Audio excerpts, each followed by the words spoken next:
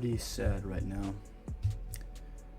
I didn't get much sleep because I was a bit sad last night because I thought my friend hated me for a second. That kind of made me sad. Then it made me think about hatred in general and how people in the world judge. I've judged, you've judged, I've hated, people have hated. And hatred is such a horrible thing. It separates people. It makes people feel lonely. And it doesn't make people feel alive. It almost feels like death. I've never died, but I know what feeling alive is.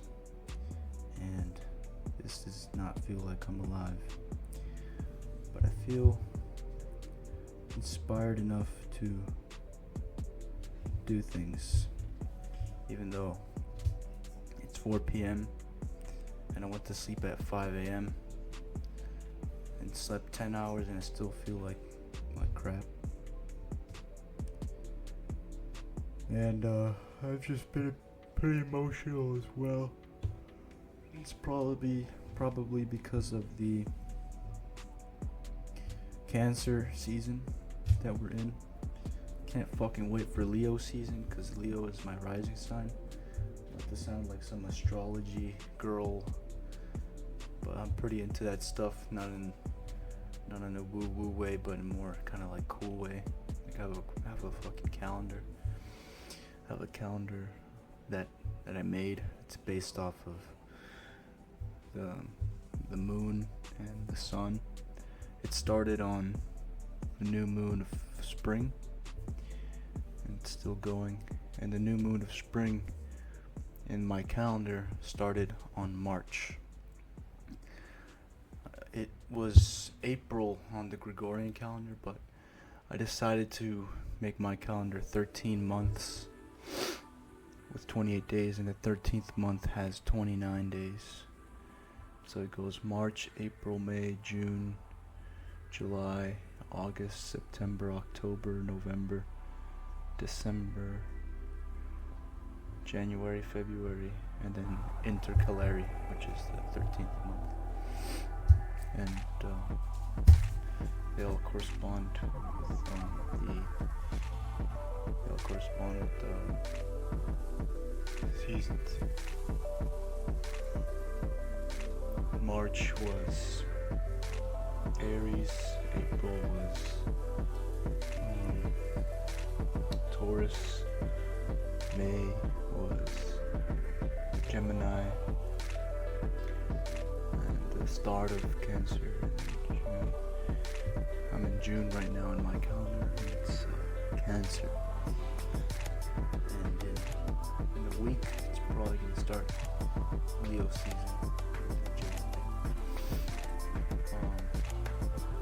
I think it's just more clean. It feels cleaner. On the calendar, it was a Tuesday. The Tuesday of the 24th of May in my calendar, and I was born on Wan and Gibbous. Is that what it's called? Yeah, Wan and Gibbous. I was born on Wan and Gibbous on a Tuesday on the Gregorian calendar. And on the Gregorian calendar, I was born. My last birthday was on Friday the 13th. I turned 19. But anyway, I feel a little sad and tired. I wanted to make a video about that. I just want to spill out whatever I want to spill out. I used to journal. I had a journal, but I stopped writing on it because I got burnt out because I had to do it every day. And at some points, I didn't know what to write. Didn't know what to say. tried making routines for myself, and they never worked. I wanted to go to the Air Force. I was working out. Every day, going on runs and like rucking, and I wanted to be a seer specialist. But I only wanted to do that because I wanted to be something more than a person that works at a grocery store 9 to 5, or I mean technically it's just closing, it's like 3 to 10 type shit, but just get the gist. I wanted to be something more, and I decided instead I want to do YouTube and music, which are my passions. My passion has always been music. Ever since I was little, I always wanted to be a YouTuber, but you know, it was kind of an unrealistic dream. But honestly, nowadays it's more realistic than a lot of things. It's probably easier to get views on YouTube or monetize on YouTube than getting a degree in college. And the reason why I don't want to go to college is because, or why I chose not to, is because I wanted to save. Ever since I was in high school, I've always had this dream of living off-grid somewhere in the forest with permaculture. I'm a permaculture person. I've studied permaculture, and I've watched a lot of videos about permaculture. And slowly but surely throughout the years, I've developed my dream. It has been merging with other dreams like music and art, technology. I'm not really tech savvy, but I'm super into the idea of merging technology with nature. I want to be able to have a fucking smart home where there's sensors on the roof that detect when the sun is setting and the lights start dimming to red, and the fire pit like mechanically like stops, like starts getting like cooler in the room and shit. I don't want to cuss too much, but I'm not even monetized, so I don't care right now. But I don't know, whatever.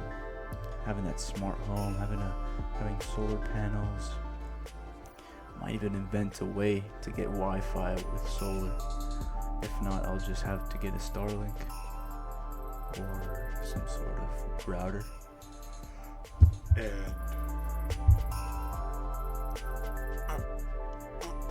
excuse me, that was a big ass yawn.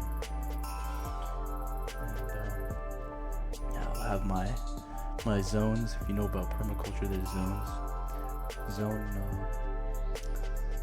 I think I wrote this down somewhere actually. I don't know where it is, but on zone 1, I would have my garden, like my herbal garden with flowers and medicinals. My home medicine cabinet with tinctures and herbs. And zone 2, I'd probably have some a vegetable garden, chickens, and a zen garden as well. I have one of those where I can just chill and DJ like a wizard, smoking on the pipe. I'll have a workshop where I can carve pipes with wood, and I'll live stream a bunch of this stuff if I can, or vlog it. But I also want to keep my life private. I don't want to be too public. But I do want to spread I have like this vision for the future. I always wanted to create a new society. I had visions in high school where the roads were made out of grass and maintenance was like mowing the roads and like tires were meant for grass instead of rock and stuff like that. But then I kind of went realistic and started looking at the man in the mirror and saying, what can I do? And I'm going to move to Oregon, since Oregon has the most open-minded culture I've ever seen in the United States, and Oregon is beautiful. I follow this Instagram page called Mama Ama. She's an herbalist in Southern Oregon. I studied permaculture from Andrew Millison. That's based in Oregon. It was Oregon State University. There's this dude that has a farm in Oregon in the Siskiyou Mountains called Siskiyou Seeds. I'm not sure how to pronounce Siskiyou,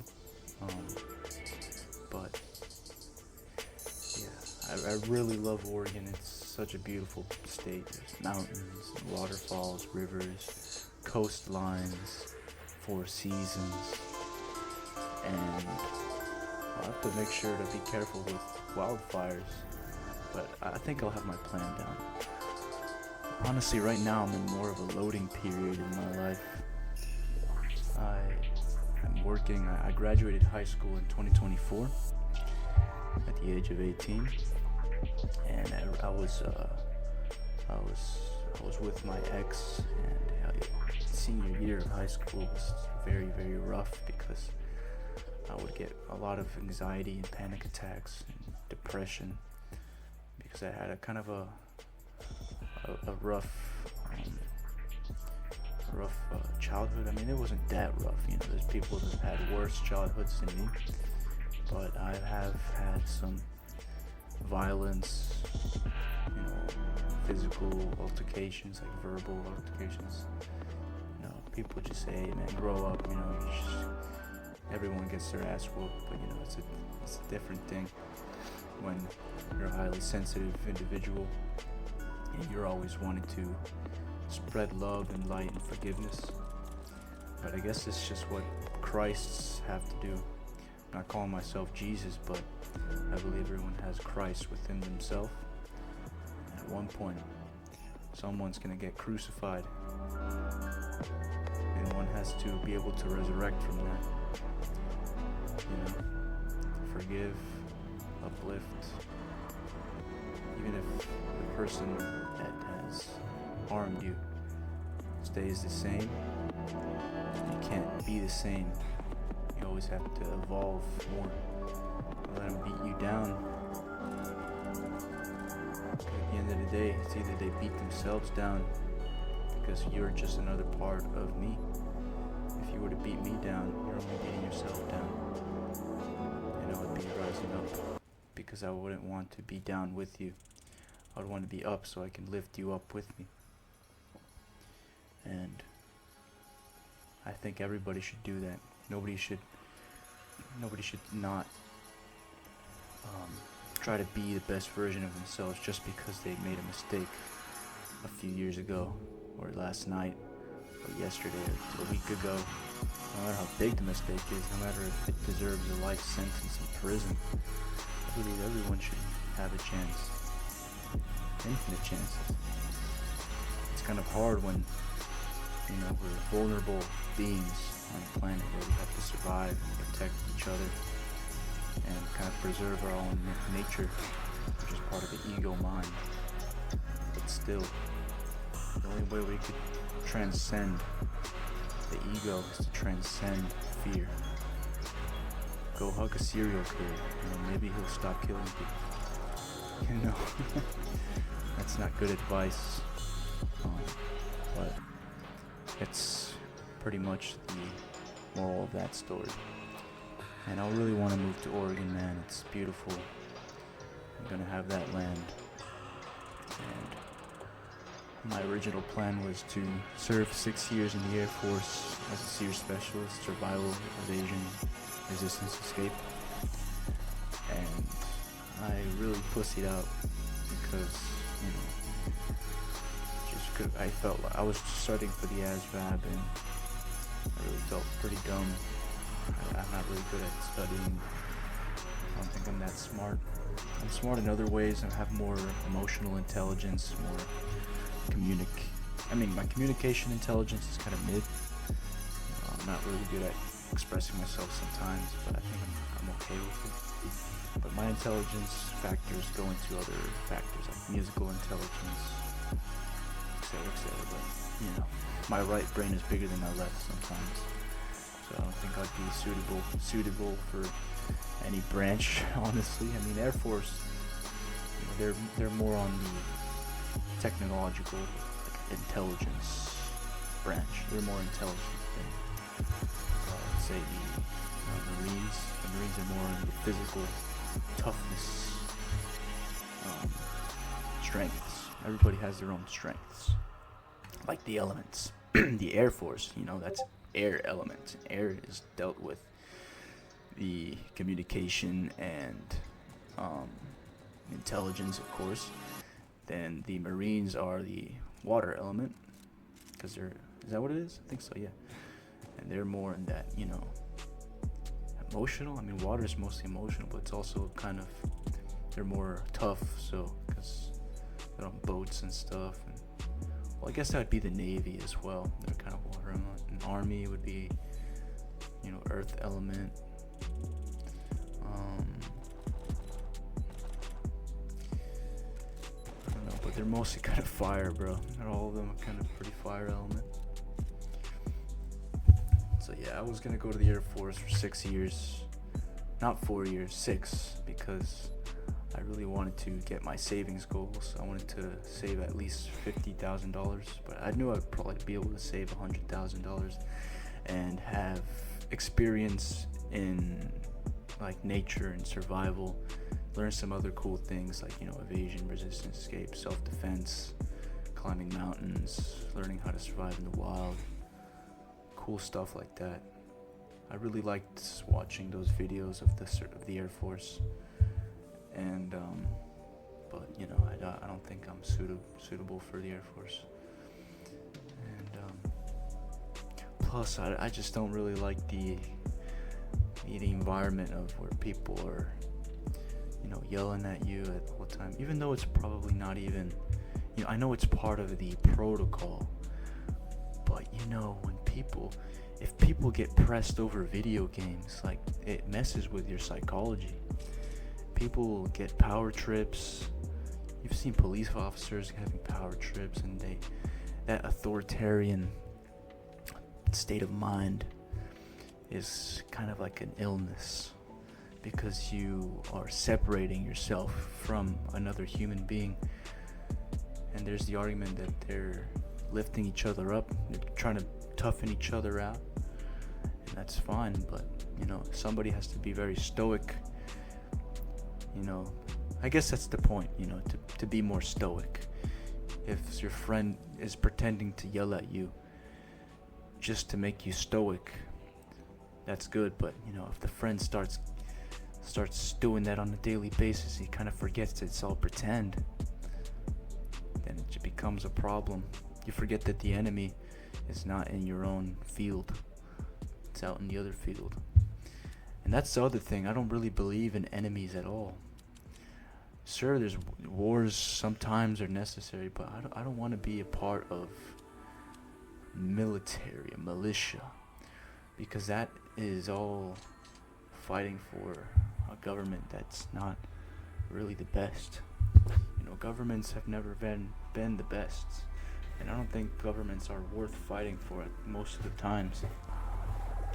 I think what is worth fighting for is your own freedom, not being an anarchist or anything, but you know, having freedom. And that's why I like the US as well. Freedom and freedom of speech, freedom of religion, great things. Those are worth fighting for. And that's what the wars are fought for. But honestly, there's more of a spiritual way of fighting things. India is a great example, you know, like Gandhi, non-violence. Well, the thing is, though, there has to be a certain level of defense. Because look at India now, you know, the British kind of ruined India. India was so rich and vibrant before the British invasion, and now it's kind of in shambles. It's very sad. But yeah. guys are enjoying my content. I really just want to be able to be a YouTuber that can express himself without any pressure to, edit things out or make scripts. I really want people to be able to watch me and say, yeah, this guy is just talking his mind, bro. He's just, just sitting watching YouTube while eating food, or just listening to it in the background. I used to watch those videos of CS:GO Surf, where, Luna talks about his story times. That type of content is really nice, or like the J Schlatt videos, where he's just playing COD and just talking onto the camera. Talking on the mic, because I don't have a camera right now. And I really enjoy those videos. I watched a lot of ASMR videos, but I don't think I'd ever do ASMR, because it'd make me cringe, dude. But if my videos provide any sort of relaxation or soothing, that's fucking dope, because I want to be real and raw as possible. The CEO of YouTube says that in order to be successful on YouTube, you have to be yourself and not copycat people. So yeah, I don't really know what else to say. I think I'm gonna end the video and just start editing it. I'll see you guys in another video.